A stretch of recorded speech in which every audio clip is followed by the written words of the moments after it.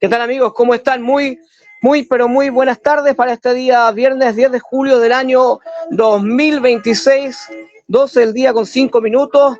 Estamos nuevamente con ustedes para este conversatorio tan importante en la comunidad del psicólogo. ¿Le ha ido bien a ellos? Estoy muy contento y agradecido del trabajo que ha hecho Diego, que ha hecho Felipe, con incorporarse a la radio Puente Alto y aportar no a mí, sino a la comunidad en general, que tanto necesita. Uno es solamente un puente entre la radio, el medio de comunicación y la gente que lo necesita. El día de hoy vamos a hablar sobre el trastorno bipolar. ¿Qué? Bipolar. Bipolar, como profesor de matemáticas, vi dos, polar, están en polos opuestos. ¿Qué significará esto? Mitos, verdades y estigmas. Dejo con ustedes a su conductor, Diego Valenzuela, quien va a presentar a sus invitados el día de hoy. Adelante, Diego, Radio Puente Alto. Muy buenas tardes a todos, a la comunidad de la Radio Puente Alto. Bueno, mi nombre es Diego Valenzuela, ya soy un pequeño conocido acá de la comunidad. Y hoy día me acompañan mis colegas, justamente la psicóloga Verónica Oyarzo y el psicólogo Juan Mora, un poquito más expertos quizás en esta temática, que puede ser un poco estigmatizante, puede ser un poco difícil aceptarlo. Así que vamos a hablar justamente de lo que es la bipolaridad, qué no es la bipolaridad y cuáles son los estigmas, cuáles son los mitos y cuáles son las verdades de este diagnóstico. Ahí los dejo en esta oportunidad con Verónica para que pueda hablar. Hola, les quería dar una cordial bienvenida a todos los radio oyentes de la comunidad del psicólogo y también de la radio Puente Alto. Una de las primeras preguntas que nos hacemos es ¿qué es realmente el trastorno bipolar? Y no se trata solamente de cambiar de ánimo rápido, ni de un rato para otro, ni de un minuto para otro, como a veces nosotros creemos, sino que también se trata de episodios que afectan el sueño, la energía, el pensamiento y la conducta. También quería darle la cordial bienvenida a mi colega Juan Mora. Juan, si quieres saludar, por favor.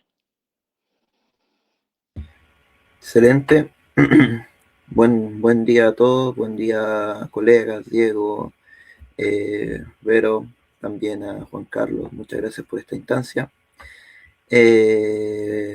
Claro, me presento, soy Juan Mora y otra cosa que también se nos viene bastante a la mente al momento de hablar sobre el trastorno de bipolaridad es, bueno, hay muchas veces que uno piensa ya son los cambios de ánimo, de hecho coloquialmente se le dice mucho a las personas está bipolar o algo así, pero es sumamente importante para nosotros como profesionales mencionar que hay una gran diferencia entre los cambios normales del comportamiento, de la conducta, del ánimo, versus un episodio. O sea, se habla de un grado totalmente distinto, un episodio maníaco o depresivo, que lo tocaremos más adelante, es un cambio abrupto, intenso, que dura mucho y que termina afectando también la vida diaria, el trabajo, la familia, es algo que termina afectando totalmente a las personas.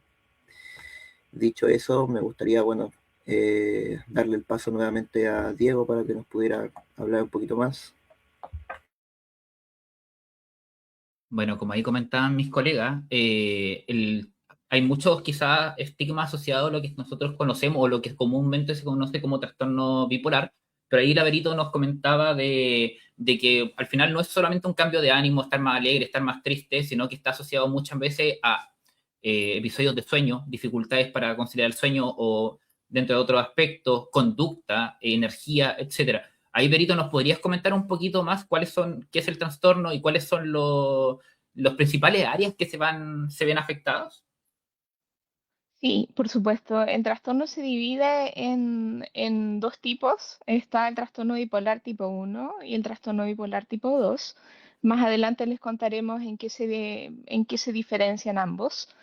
Y sí, hay dificultades en el sueño. Por ejemplo, cuando tienes un episodio de trastorno bipolar, generalmente te cuesta mucho dormir, pero no es como el insomnio habitual, sino que te cuesta mucho dormir y al otro día no estás cansado y estás muy, muy productivo. Entonces, eso es una parte de las dificultades. También habíamos nombrado la energía, ¿no? estás con mucha energía, muy productivo y la energía está concentrada en hacer cosas y cosas que logras tú hacer. Por ejemplo, no sé, proyectos, estudiar, sacar múltiples carreras, cosas por ese estilo. El pensamiento va muy rápido. Puedes pensar muchas cosas, puedes hablar muy rápido también y tener muchas diferentes ideas y a la gente le cuesta seguir tus ideas también. Eso, más que nada, puede ser como una definición del trastorno bipolar. Juan, si quieres agregar algo. Claro, perfecto. Muchas gracias por toda la información, colega. Continuando por la misma línea, mencionar el hecho de que si bien en ocasiones se predomina o se habla un poquito más respecto a aquel episodio más enérgico, más maníaco, por así decirlo, también algo característico del trastorno bipolar es el ciclar entre aquellos episodios energéticos de un ánimo exageradamente elevado, como mencionaba Avero. También hay episodios donde predomina la tristeza, la pérdida de interés, el cansancio, la dificultad para concentrarse y bueno, en muchos casos sentimientos de que la vida no vale la pena, o sea, es también un grado más elevado. Por otro lado, y también como última temática, y tocando lo que mencionó también Lavero, hay una diferencia también en la misma intensidad entre el tipo 1 y el tipo 2. O sea, la principal diferencia es que el trastorno bipolar de tipo 1 hay al menos un episodio de manía donde la persona se suele sentir con muchísima energía, dormir poco, actuar impulsivamente o perder el contacto con la realidad. Y en el tipo 2 no se habla de manía, sino de hipomanía, que sigue siendo manía, pero en un grado más leve. Y bueno, cabe recalcar que según lo que se ha visto en el tipo 2 suelen presentarse episodios depresivos un poco más marcados y más prolongados. No sé si Diego quisiera agregar algo más. Por lo que comentaban acá mis colegas, tanto Benito como el Juan, el episodio bipolar tipo, perdón, el trastorno bipolar tipo 1 suele parecer quizás peligroso en este caso lo que son las manías, suelen generar alteraciones del pensamiento, alteraciones muy pronunciadas en el comportamiento, pero cuando hablamos de bipolaridad tipo 2 se ven puros beneficios. No sé qué opinan ustedes realmente, o ahí quizás el mito, porque tener energía para hacer proyectos, dormir poco para ser productivo, algo que parece tan importante en el día a día ahora, en el hacer cosas y conseguir esto. ¿Cuál podría ser, por ejemplo, qué es lo malo? Porque hasta el momento pareciera ser que son solamente cosas buenas que se hablan de estos episodios hipomaníacos en verdad. Ahí, Berito, si nos puedes decir tú. Lo malo, a mi entender, es que son personas que pasan por episodios depresivos profundos y bastante marcados y que pueden ser bastante recurrentes en su vida. Entonces, la bipolaridad cuesta diagnosticarla porque se diagnostica solamente si hay un episodio hipomaníaco o maníaco durante tu vida. Tiene que haber al menos uno. Cuando estamos hablando de hipomanía o manía, nos referimos a estos episodios donde la energía está con problemas, el sueño, donde la persona está más energética. La hipomanía es donde está más o menos energética y la manía es cuando ya la energía se sobrepasa y no requiere que la persona sea feliz. Nosotros entendemos a veces la bipolaridad como que la persona está o muy contenta o muy abajo, pero a veces tiene que ver, por ejemplo, con la irritabilidad, a veces tiene que ver con otras cosas. Eh, entonces, una de las partes negativas de la bipolaridad tipo 2 no solamente es la depresión, sino que también es todo lo que cuesta que el diagnóstico se haga. Entonces, generalmente pasan por muchas opciones hasta que el diagnóstico finalmente se hace y pueden obtener la medicación adecuada. Juan, no sé si quieres agregar algo. Claro, o sea, bueno, retomando un poquito lo que mencionó la colega y tal vez siendo un poquito nuevamente catete respecto a la intensidad, a la gravedad, o sea, un episodio hipomaníaco, si bien puede ser eh, menor cantidad, menor gravedad, mejor dicho, al episodio maníaco respecto a las conductas y a lo que puede suceder con un paciente. O sea, seguimos estando hablando de un momento, de un episodio eh, exagerado, o sea, de un episodio exacerbado de una persona realmente sintiéndose muy energética, eh, productiva y claro, o sea, si bien eso puede, como dijo Diego, llevar ciertas cosas positivas, también predispone a la persona a muchas cosas negativas. O sea, una persona totalmente en ese estado anímico se puede exponer a muchos riesgos de su salud, también puede exponerse a muchas cosas sin medir consecuencias, a gastar cantidades altas de dinero, a exponerse tal vez a situaciones de peligro con sustancias, porque es un estado de ánimo exagerado, o sea, una persona que se encuentra completamente en ocasiones fuera de sí, fuera de su entorno y fuera de las consecuencias que puede llegar a suceder. Y eso es algo sumamente importante, mencionando el episodio maníaco, hipomaníaco, y claro, también aquel episodio depresivo, depresivo mayor, realmente la persona no es solo sentir un poco de tristeza, un poco de pena, sino que es una sensación depresiva que llega a afectar su vida, su día a día, su motivación, su calidad de vida. O sea, por ello también radica ahí un poco lo complicado de efectuar correctamente el diagnóstico, ya que, bueno, en ocasiones también se tiende a confundir con otros trastornos o con otros episodios que tal vez esté pasando a la persona.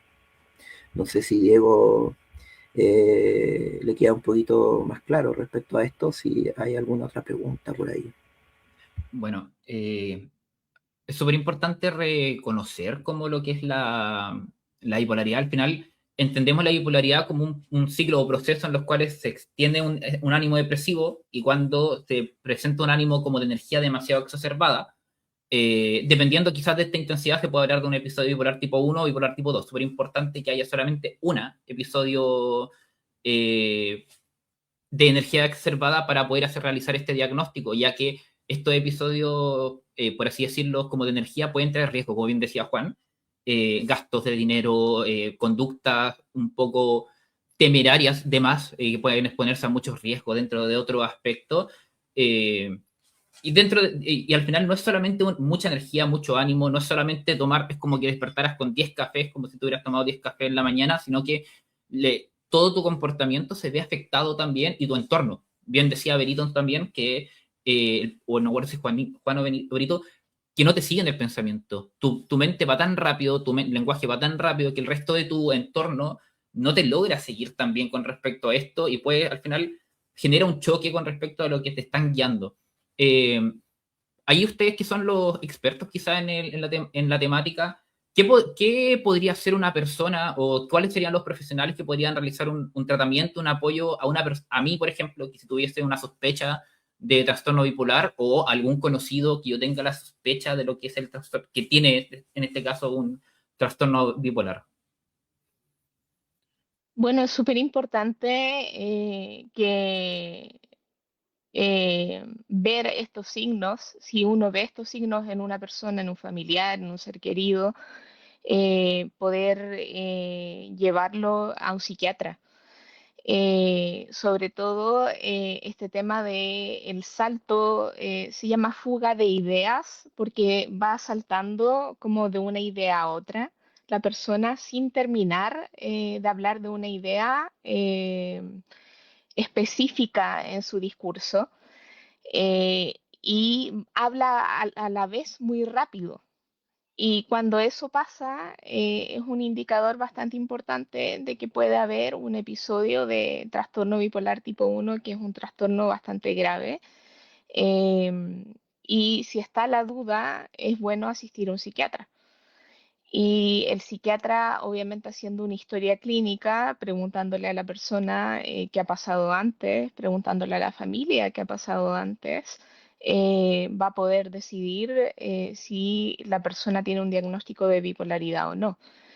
Y lo más importante y esperanzador es que si bien no existe una cura, hay tratamiento. Y con tratamiento la gente puede entrar como en remisión de este diagnóstico y vivir una vida normal. Eso es súper importante porque es un mito y también una suerte de estigma creer que las personas con bipolaridad pasan con bipolaridad siempre. Si bien tienen el diagnóstico, este con la medicación adecuada se puede manejar totalmente. Y obviamente igual con ayuda de la familia. Juan, no sé si quieres agregar algo. Claro, continuando con la idea que mencionó la colega, o sea, siempre el llamado va a ser a acudir con profesionales, a acudir al CEFAM, a acudir al COSAM. Siempre el llamado va a ser a corroborar esto y aquel diagnóstico, aquella sospecha con profesionales. No tal vez quedarse o autodiagnosticarse mediante algún video de TikTok o algo así, sino el llamado a realmente ir con un profesional, comentar todas estas preocupaciones, todo lo que pudiera llegar a no suceder, y claro, o sea, eh, para las personas que, bueno, también nos estuviesen escuchando, ¿no? Que tuviesen aquel diagnóstico, o sea, es importante llamar a la comunidad a ir quitando un poquito ese estigma respecto al trastorno, respecto al diagnóstico, o sea, con un tratamiento adecuado, con una medicación acompañada por profesionales, no, no va a pasar que una persona cambie completamente la personalidad o deje de ser o esté totalmente tal vez dopada, sino que realmente ayuda a poder pasar en episodios más estables, a poder tener una estabilidad dentro de su vida y bueno, eso también significa que es importante hablar sobre esto y no estigmatizar ni tampoco ver de forma negativa a cualquier persona con este tipo de diagnóstico. Ahí no sé, Juan Carlos, si tenemos algún comentario por parte de los oyentes de la radio. ¿Alguna pregunta?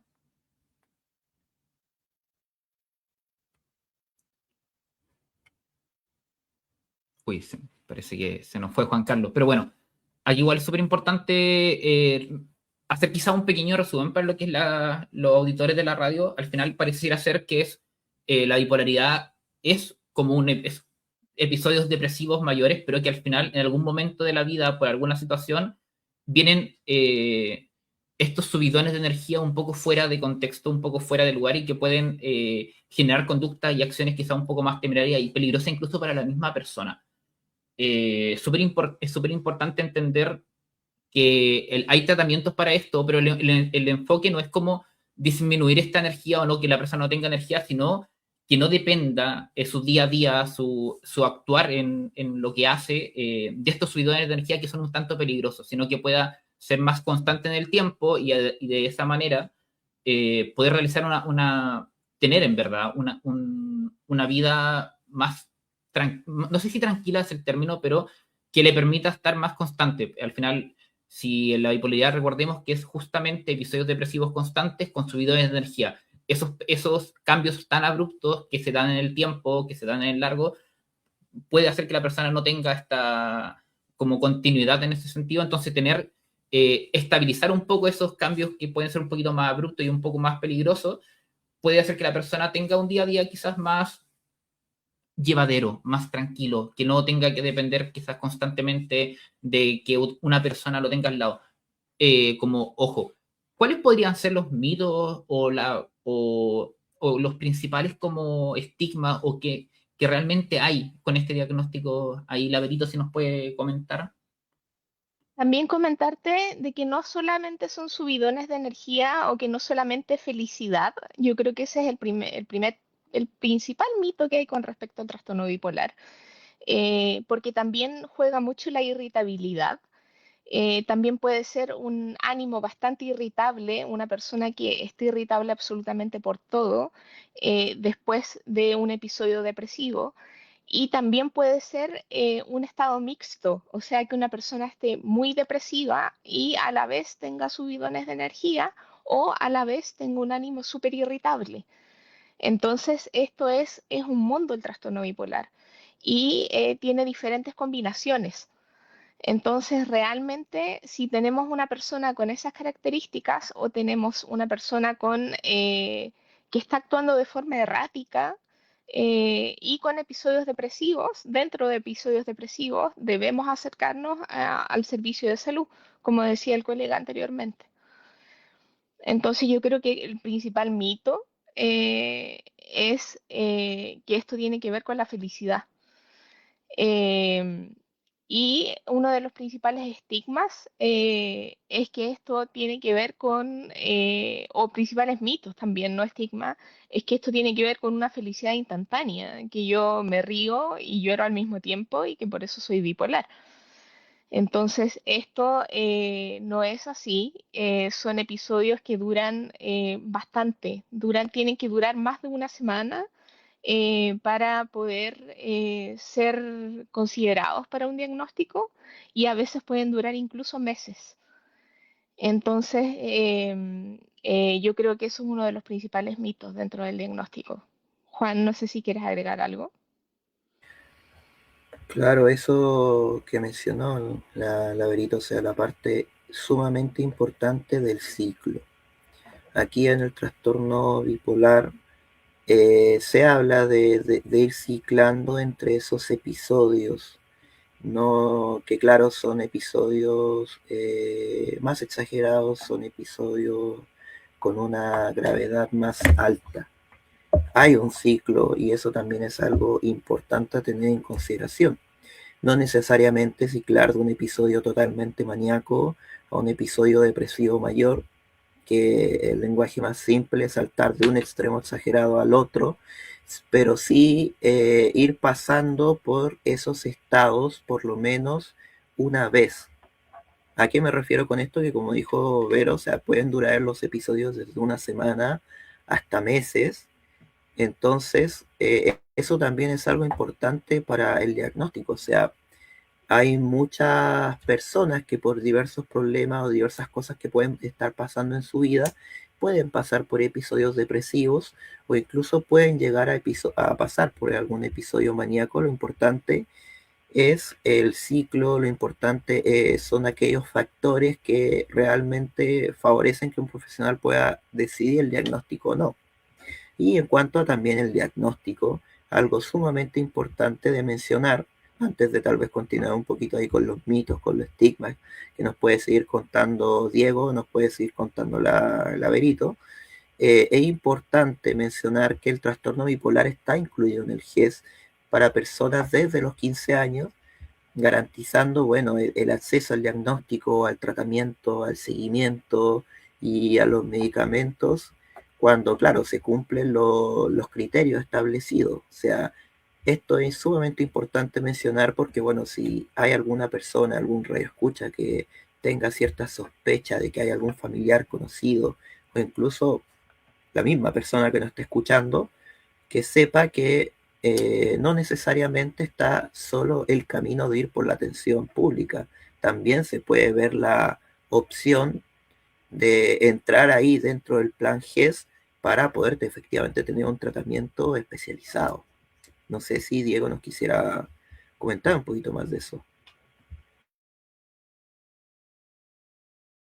Disculpen. Efectivamente, la idea del diagnóstico igual puede ser, recordar, puede ser un poco perjudicial para la persona porque estos episodios son muy abruptos y pueden afectar tanto su vida como el entorno. Tienen su apoyo, tienen su financiamiento. Hay instancias en las cuales se puede acceder a tratamiento tanto farmacológico como con profesionales realmente del área y siempre con el enfoque no del estigma de, oh, tú eres bipolar o tú tienes un trastorno, sino que la persona logre realmente tener un bienestar, tener una capacidad de poder estar en su día a día conforme también consigo mismo.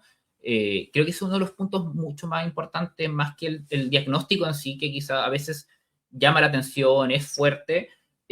Al final es un sufrimiento también para la persona. Quizá una persona que pueda tener este diagnóstico sin saberlo, puede decir, oh, llevo meses estando muy bajoneado y ahora, oh, tengo mucha energía, tengo muchas ganas de hacer cosas, pero en ese mismo ganas de hacer cosas, que puede durar 1 o 2 semanas, se pueden prestar, por ejemplo, deudas, de gastar mucho. También es una de las costumbres que puede pasar. Entonces, entender que al final el tratamiento asociado a este diagnóstico, a este trastorno, en este caso trastorno afectivo bipolar, es para que la persona no pase por estos momentos tan fuertes en los cuales pueda tomar quizá algunas decisiones, ya sea el que escucha o el que conozcamos. Juan Carlos, ¿no estarás por ahí para ver si algún auditor nos quiere hacer alguna consulta? Creo que todavía no llega el Juan Carlos. Ya estamos Ahí. de vuelta ya con usted. Hay harta gente conectada. Yo estaba en el celular número 2 atendiendo consultas, hablando con las personas. Espérame. Discúlpame. Ahí.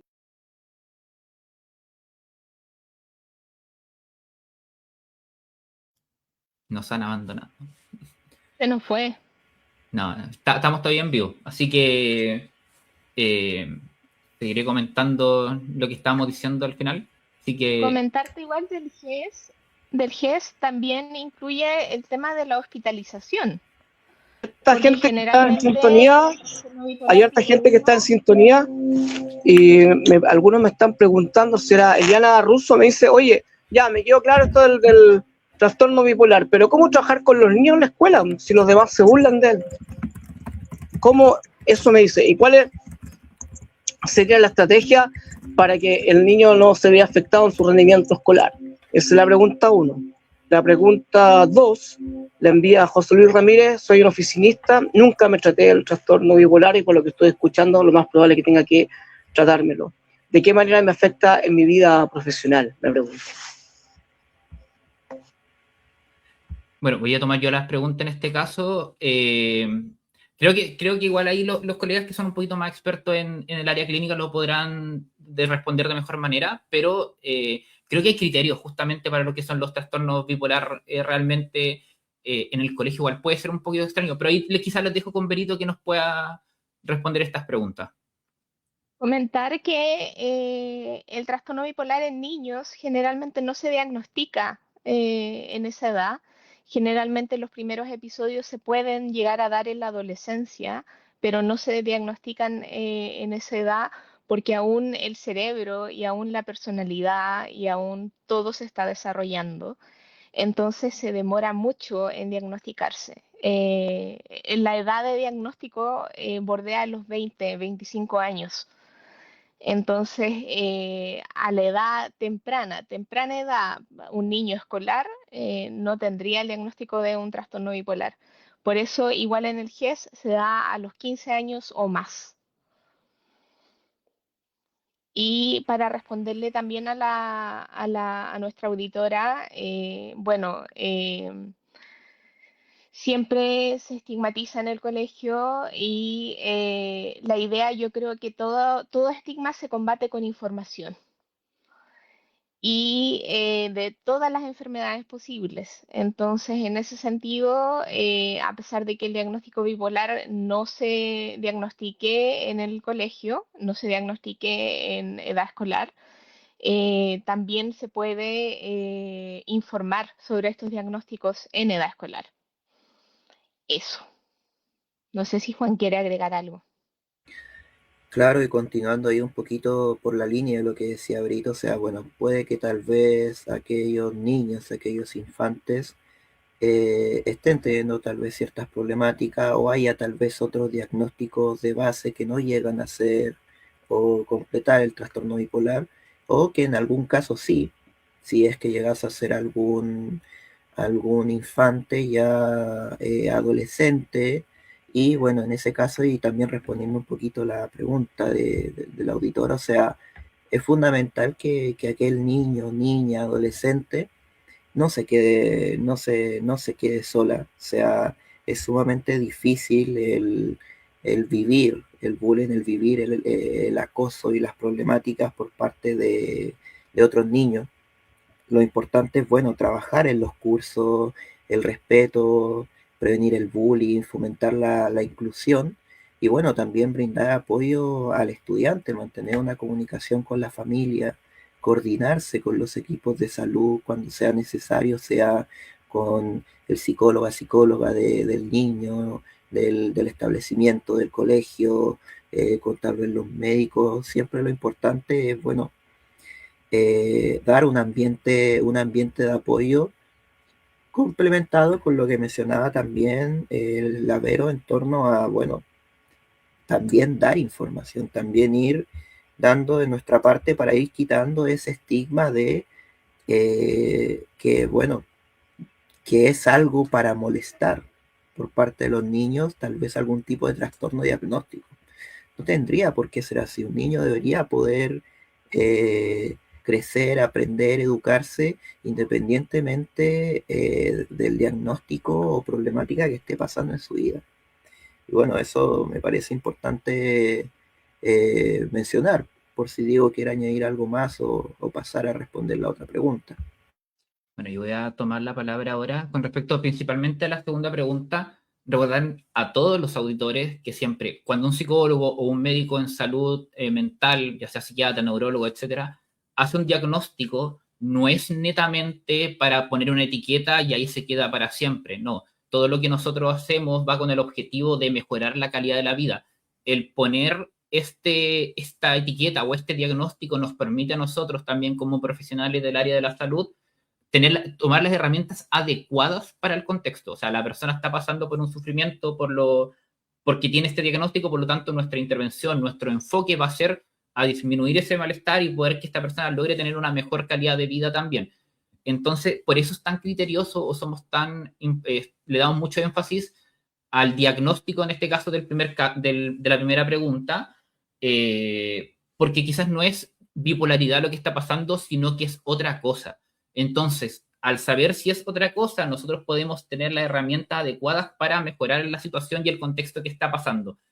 Y con lo mismo con la segunda pregunta que nos decía el auditor, que no se lo diagnosticó, que no se lo ha tratado, el saber que tú puedes tener estas subidas muy abruptas de ánimo, que puedes tener conductas temerarias, por ejemplo, en un trabajo que necesite elementos de protección personal, la persona puede tender a no utilizarlo. Entonces, es súper importante tener esta noción para saber conocerse a uno mismo y saber cuáles son las dificultades que puedan pasar, cuáles son las consecuencias si no si no tengo un tratamiento, y así. Por ejemplo, si una persona tiene un episodio bipolar, es bastante probable que esté con depresiones constantes, o sea, sin ganas, con mal sueño, sin energía, irritable.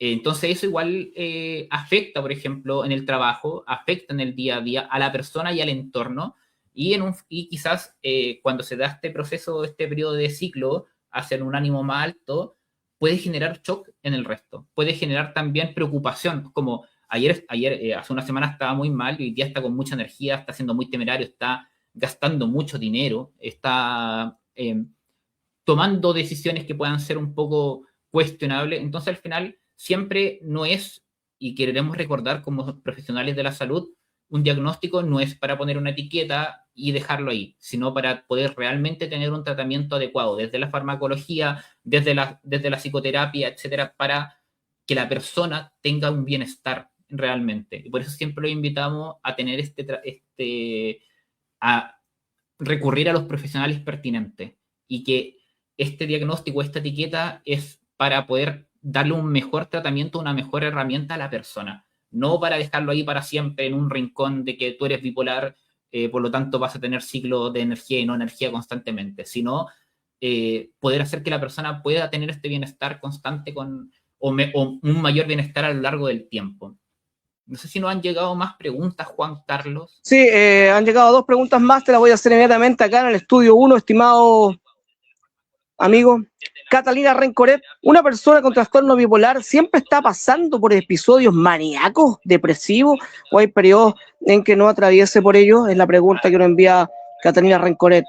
Luis Rojas Robledo, interesante programa desde Temuco, escuchando la radio, muy amable, muy simpático, es un verdadero aporte a la cultura ¿De qué manera el trastorno bipolar afecta mis relaciones de pareja, específicamente en el ámbito de la sexualidad? Gracias. Adelante, por favor. Ahí, Berito, yo creo que tú manejas un poquito más la temática, así que te doy el paso a ti. Sí, quería responder la primera pregunta. Una persona con trastorno bipolar no siempre está pasando por episodios maníacos ni depresivos, incluso cuando no se está medicando. Y cuando se está medicando puede llevar una vida normal. Entonces eso es súper importante de saberlo, porque eso es un mito de que una persona está siempre pasando por episodios maníacos o depresivos. Puede llevar una vida normal y puede dejar de pasar por estos episodios incluso por años. 5 años, 6 años, 17 años. Puede entrar en remisión de la enfermedad siempre que esté con la medicación adecuada. Ahora, que esté con la medicación adecuada implica que tiene que ir A al sonar tu psiquiatra. negocio en todo el cajón, con Radio Cajón, junto a nuestra diosa, la reina de la montaña, junto a mi maestro Juan Sensei Carlos, Gurú, silénciate. y sus plantaciones de productos medicinales. Ahí dale, no, Berito. Implica que tiene que ir al psiquiatra, implica que tiene que hacerse mediciones de los medicamentos siempre. Y eso es cada 6 meses, es cada 3 meses, ahí según lo que diga el psiquiatra. Así que eso con respecto a esa pregunta. Y con respecto a la segunda pregunta, sí, hay afectación. No sé si Juan quiere hablar de la segunda pregunta. ¿Aló? La segunda pregunta era la que se encontraba en torno a si es que podría llegar a afectar en torno a la pareja, ¿verdad? Sí, relación de pareja, excelente.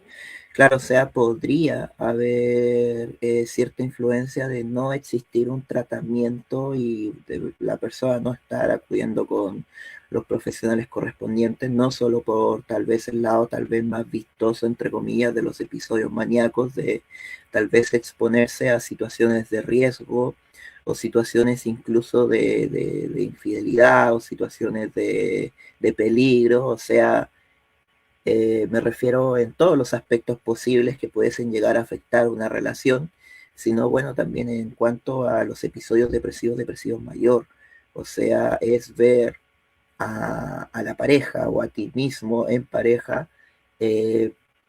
bastante mal, o sea, y por episodios que pueden durar, claro, desde una semana a meses en los que tal vez puede pasar en aquellos estados, y bueno, también eh, en torno a la sexualidad, o sea, puede haber ahí ciertas problemáticas, pueden surgir ciertas incidencias. Al hablar de este trastorno, hablamos de que puede llegar a afectar todos los aspectos de la vida, desde el trabajo, desde las amistades, hasta las parejas y hasta el funcionamiento cotidiano. Eso es sumamente importante. No sé si bueno, Diego o Benito quisieran complementar un poquito más respecto a esa pregunta. Oye, disculpan por el exabrupto, estaba grabando una cosa nada que ver y se quedó abierto el micrófono. Sin embargo, el tema ha sido muy interesante para la gente. Karen dice, soy una persona con trastorno bipolar y esto me ha afectado en el trabajo. ¿Alguna herramienta para poder mejorar esa condición, ya que estoy a cargo de recursos humanos, en el área de recursos humanos? Y no quisiera tratar mal o de una manera inapropiada a un trabajador. ¿Cómo hacerlo para manejar mis emociones? ¿Ustedes han hablado de las emociones en el programa, Juan Carlos? Pregúntale, por favor. Gracias. Bueno, voy a continuar un poquito con la segunda pregunta, la pregunta que habíamos dejado anteriormente, y después voy a dar paso a la que viene ahora. Con respecto a lo que es la vida de pareja o lo que puede afectar en la sexualidad también, recordemos que la bipolaridad también, los episodios depresivos y los episodios hipomaníacos y maníacos también tienen un cambio en la libido. Entonces, cuando una persona está en una relación de pareja, si está como muy depresivo o está en la parte depresiva del ciclo, puede tener muy poca energía, puede ver afectado su higiene, puede ver una libido muy baja también, o sea, que no quiera mantener relaciones sexuales. Y cuando está, por ejemplo, en la etapa de la hipomanía o la manía, puede ser todo lo contrario también. Entonces, la persona, el cónyuge, la pareja que está viviendo esto, quizás no lo logra entender. Quizás no logra darse cuenta que esto es parte de lo que es el diagnóstico y las consecuencias del diagnóstico, por así decirlo, o del trastorno bipolar, porque le afectan de mucha manera, de manera muy fuerte. Entonces, por ejemplo, una persona con un episodio hipomaníaco, con un trastorno bipolar, puede estar justamente con mucha libido también, y quiera estar, y esto no puede hacer que la otra persona, la pareja, lo reciba de la manera adecuada también. Entonces, eso es una de las formas en las cuales puede afectar justamente la relación de pareja y la sexualidad en ese sentido.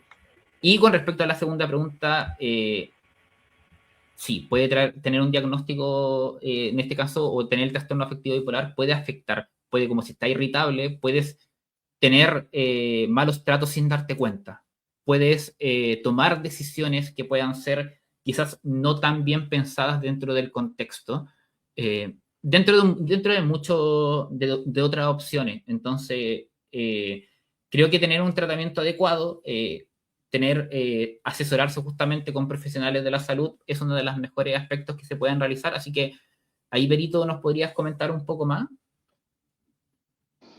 Sí, yo creo que la radio escucha nos pedía herramientas. Yo creo que una de las principales herramientas es la psicoterapia, es asistir al psicólogo, porque a veces el trastorno bipolar solamente se sitúa en asistir al psiquiatra y el psiquiatra solamente se sitúa en la farmacoterapia, en dar pastillas.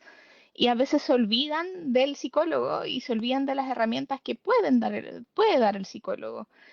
Y yo haría un llamado a todos los psiquiatras y a los psiquiatras que posiblemente nos pueden estar escuchando hoy en día en la radio y a los pacientes que nos pueden estar escuchando ahora a que acudan al psicólogo, porque nosotros les podemos dar herramientas para poder gestionar sus emociones de mejor forma si es que tienen el trastorno bipolar. Obviamente no solamente para aquellos que tengan trastorno bipolar, pero es una súper buena combinación asistir al psicólogo y al psiquiatra para aquellos que tengan trastorno bipolar. Eso yo creo que es una de las principales herramientas que podríamos darle a la radio escucha que nos lanzó esa pregunta. Por acá me pregunta Zenón David, que es un compañero mío de la universidad. Juanca, pregúntale a los psicólogos la relación entre crisis de pánico, ansiedad y trastorno bipolar. Soy una persona medicada y tengo también déficit atencional. Muchas gracias, interesante programa y es un verdadero aporte a la comunidad.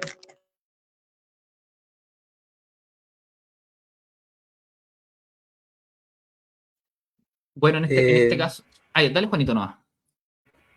Claro, o sea, antes de tal vez terminar de responder o pasar a la segunda pregunta, me gustaría dar un pequeño hincapié en torno a la primera y en torno a, bueno, alojar un poquito las preocupaciones que debe estar sintiendo la radio escucha que nos escribió respecto a lo que siente que podría haberse afectado su trabajo en recursos humanos. O sea, claro, siempre lo importante va a ser poder acudir con algún profesional, psicólogo en este caso, con los cuales poder trabajar aquellos aspectos. Pero claro, o sea, podemos entregar muchas y conversar respecto a muchas herramientas útiles, como por ejemplo, no sé, el mantener horarios regulares, sobre todo en el sueño, poder también aprender a reconocer las primeras señales de cambios de ánimo, manejar el estrés y bueno, todo en conjunto a tomar el tratamiento indicado y bueno, mantener una buena comunicación entre equipos de salud. O sea, reitero el llamado a profesionales de la salud, no solo a psicólogos, sino también psiquiatras y otros del área de la salud, a bueno, estar dispuestos a conversar entre nosotros para poder ayudar también a la calidad de vida de cada paciente. En cuanto a la segunda pregunta, o sea, bueno, puede que llegue a haber en ocasiones cierta confusión respecto a esos aspectos en particular, pero bueno, son cosas distintas. Eso es sumamente importante de mencionar. O sea, la ansiedad, muy en resumidas cuentas, es una preocupación intensa y persistente que puede acompañar a la persona durante mucho tiempo. Y la crisis de pánico además de estar en un grado más elevado, aparece de forma repentina, con síntomas intensos, palpitaciones, falta de aire, sensación de perder el control. Y claro, pese a que puede durar solo unos minutos. Y por otro lado, en cambio, el trastorno bipolar es un trastorno del ánimo, del estado de ánimo. Entonces la persona al estar el ánimo afectado, puede alternar entre aquellos episodios depresivos o maníaco, hipomaníaco, aunque también pueden coexistir, no son lo mismo. O sea, por un lado estamos hablando de un sentimiento, de algo que sucede físicamente y mentalmente, como es la ansiedad, la crisis de pánico, que también puede surgir en momentos de ansiedad, una cosa no quita la otra. Y bueno, también una persona con trastorno bipolar puede tener crisis de pánico, puede incluso sentir ansiedad, o sea, pueden coexistir. Sin embargo, no son lo mismo, y es importante ver la diferencia en cuanto a los grados, por así decirlo. No sé si tal vez quisiera mencionar algo más, Vero, o tal vez Diego, tal vez darle la palabra Diego a Vero, no sé. Bueno, siempre recordar la importancia de los, como por así decirlo, de saber cuál es el diagnóstico, porque cada uno tiene necesidades distintas y se dan distintos momentos. La ansiedad, dependiendo si es patológico o no, puede afectar de manera significativa a la persona, pero al final sigue siendo algo propio y algo natural que se da. Una crisis de pánico es muy puntual, es algo que se da en situaciones específicas, es muy intenso, muy desbordante, y la sensación de pérdida de control afecta rotundamente a la persona, pero se da en contextos cortos de tiempo. En cambio, la bipolaridad se da en un espacio más elevado, o sea, más alargado en el tiempo, con episodios depresivos justamente de por lo menos 2 semanas o un mes, y episodios maníacos que puedan ser entre 5 días y un día. O sea, pero 5 días y una semana. Entonces, son criterios distintos y también situaciones distintas con cómo se puedan tratar realmente. Entonces, pueden convivir todos estos y otros quizás dificultades o trastornos, sí. Todo esto puede convivir de manera sin ningún problema, y por lo tanto es súper importante conseguir los tratamientos adecuados, tanto herramientas personales, apoyo psicológico o farmacología en el caso de ser necesario, para cada una de estas instancias distintas. Evitar lo que es quizás lo que son TikTok o Reels con respecto a lo que es salud mental, porque es una temática tan delicada que necesita un apoyo tan específico también, porque afectan de manera significativa a la vida. Así que siempre invitamos a la gente a que recurra a los profesionales correspondientes y que están capacitados para poder apoyarte realmente. Así que creo que eso siempre es súper importante. Pueden convivir, sí, pueden convivir. Por lo tanto, es súper importante que los logres identificar y adquieras la herramienta con psicólogos, con psiquiatras, con fármacos, pero pertinente a tus necesidades, no a las necesidades que pueda tener otra persona con un diagnóstico similar. Bueno, ha sido un programa muy interesante. Faltan 3 minutos para la 1 de la tarde. Quiero agradecer una vez más a Diego, a Felipe y a todo el equipo de estos grandes profesionales que son un aporte a la comunidad. Estos programas siempre quedan disponibles después para repetirlos y para poder compartir con la gente que lo necesita. Así que estoy muy contento y agradecido a todos ustedes una vez más. Gracias, Diego, y a todo el equipo por acompañarnos el día de hoy. Que tengan una muy buena tarde. Despídanse, por favor. Bueno, acá desde la comunidad del psicólogo, nuevamente agradecer a Juan Carlos y a la Radio Puente Alto por este espacio, tanto para darnos a conocer un poquito más como la comunidad del psicólogo. Nos pueden buscar en redes sociales, en Instagram principalmente, como la comunidad del psicólogo con una X al final. También la oportunidad de poder comentar temas, hablar, exponer situaciones que quizás no están todos tan acostumbrados, que no son de fácil acceso, y nosotros hacemos el esfuerzo también de darle un lenguaje digerible y propio para lo que es la comunidad de la Radio Puente Alto. Así que muchas gracias, Juan Carlos, y a todos los auditores. Muchas gracias, estimado equipo. Que estén bien. Gracias por su aporte.